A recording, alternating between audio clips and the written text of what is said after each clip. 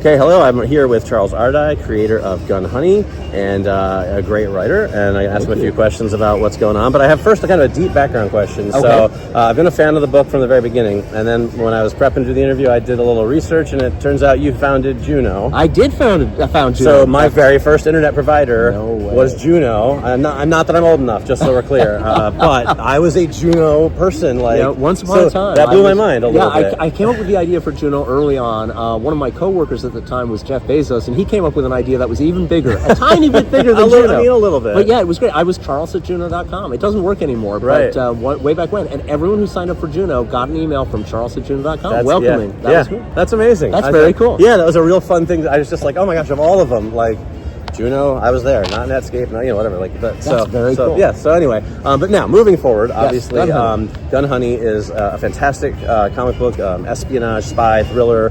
We've got a spin-off Heat Seeker, a spin-off book. It's been a huge success. Much more than I would have ever guessed. I'm so grateful that it has been. It's the kind of book that I would buy if I were a reader. That's how I made it up. Yeah. But you never know if there are other readers out there who will love it as much as you do, and I'm so glad that people do. Yeah. And you're publishing, Hard Cases does a lot of crime and, noir type of stuff. But, when you sat down to create Gun Honey, what were some of the things that influenced you or some of the things that you were thinking about trying to capture? Because it's got some classic spy stuff, but it also has very much its own feel. Absolutely. So it is different from most of our comics. As you say, those are mostly noir, sort of hard-boiled detective stuff, that kind of thing, or heist stuff. This is a little bit more inspired by my childhood adventures watching James Bond movies. Yeah. Now, not only James Bond. There was also The Man from U.N.C.L.E. reruns on television, and Danger Man with Patrick McGowan and things like that.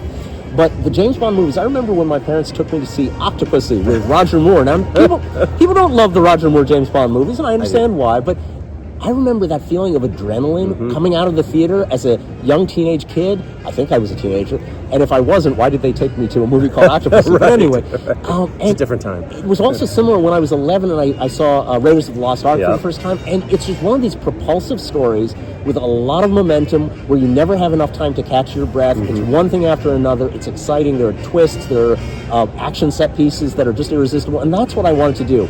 And you can do that in comics in a way you can't do it in prose novels. Sure. And I've written adventure fiction as prose, but it's not quite the same because that sense of movement is different. Yeah. Now, in comics, it's all still pictures, but it's closer to movement. Right. Would I love to make a movie like this? I would love to, but that's $100 million budget. Yep. So it's out of my imagination onto the page, and with thanks to the wonderful artists, Angkor Kang, who does Gun Honey, he's based in Malaysia, and Ace Continuado, who does Heat Seeker, who's based in California. They are fantastic at taking the crazy things I dream up and putting them on the page. Yeah, they're great looking books for sure.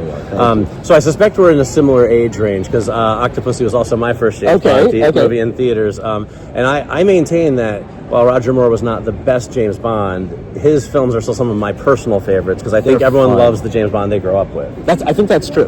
Right. So I love Daniel Craig now. Yeah, sure. I'm sure I'll like whoever comes next. Yep. But Roger Moore's my childhood James Bond. Yep, right? exactly. So there were others, like Modesty Blaise, the comic strip Modesty Blaise, and then there were some low-budget films that were based on Modesty Blaise that weren't very good, but the concept of a beautiful woman who is strong, independent, skilled with weapons, able to accomplish things, and has all the same swagger as Tom Cruise in Mission Impossible or James Bond, but is a beautiful woman.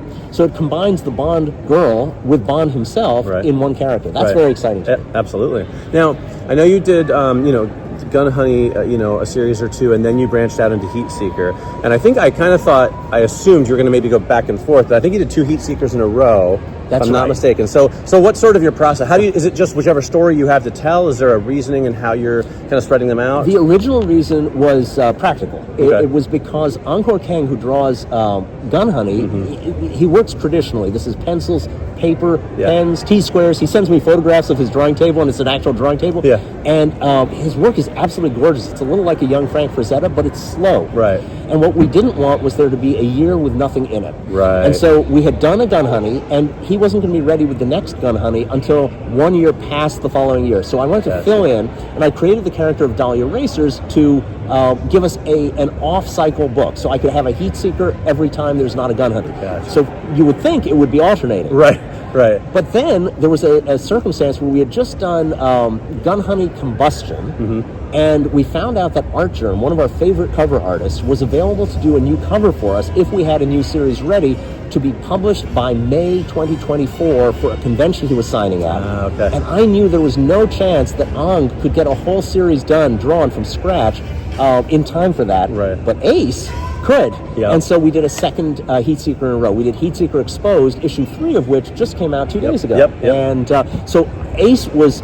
he was a champ. He jumped in even though he really could have used a rest between series, Sure. but he agreed to do it, and it came out beautifully. Yeah. So I'm thrilled to have done 2 in a row. The next will be Gun Honey again, and it'll be the first new Gun Honey for, I think, 2 years. Yeah. So that'll be Feels fun. like it. And it's set entirely in Russia. Oh, okay. There's an assassination attempt against the dictator of Russia, and the man has doubles. He has lookalikes. And the first person to get shot is a double. Okay. And then 3 identical men go fleeing to 3 different parts of Russia, but which one's the real dictator of Russia? Okay. And Joanna Tan has to figure out which one's real and arrange for him to not be alive anymore. Okay, that sounds amazing. That's gonna be Can't great. wait. I enjoy the book so much. Oh, They're thank so you. much fun.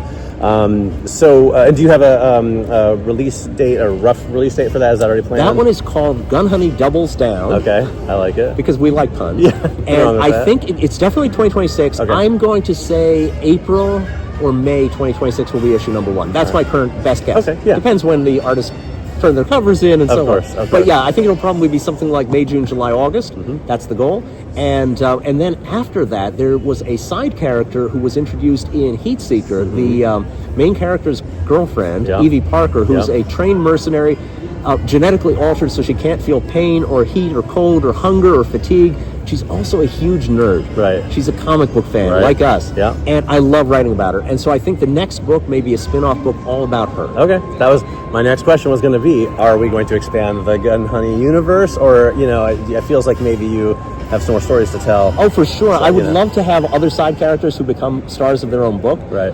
And I especially like the idea of a character that all the readers will sort of associate with because she's like us. Right. And in fact, I'm thinking about whether to have the opening scene of the series take place at ComicCon. Ah, that'd be fun. It would be fun. That'd be very fun. Oh, I'm looking forward to that. You could be in it. That'd be In the great. background in one of the... Yeah. I would be honored. I'll take that. Excellent. You let me know. I can send you some well-lit headshots. That's but- right. Profile. Yeah. All right. Well, so just last question Sure. then. What if you would kind of want the fans to know something? Maybe people who haven't read the books yet. What would you say to them that might get them interested or excited about reading it? Just think about the best popcorn movie you've ever seen and what it felt like when you came out of the theater and you said, I wish the sequel were ready tomorrow. Go find Gun Honey. We have, I think, currently there are 3 Gun Honeys that have been published. The 4th is coming next year. There are 2 3/4 Right. Heatseekers that have been published. The last issue of Heatseeker Exposed is coming soon. And every issue of those is going to feel to you like a great popcorn movie. If that's what you want, yeah. Totally. All right. Come join us in Heatseeker Land and Gun Honeyville. Absolutely, and I can vouch for that. That's not just hyperbole. The books are awesome. You should definitely read them. Thank you. Yeah, I really enjoy them. So Well, it's great to talk to you. yeah, I'm so great. glad we Thank got you. to do this. Thank you very much, Charles. Great to Thank talk you. to you.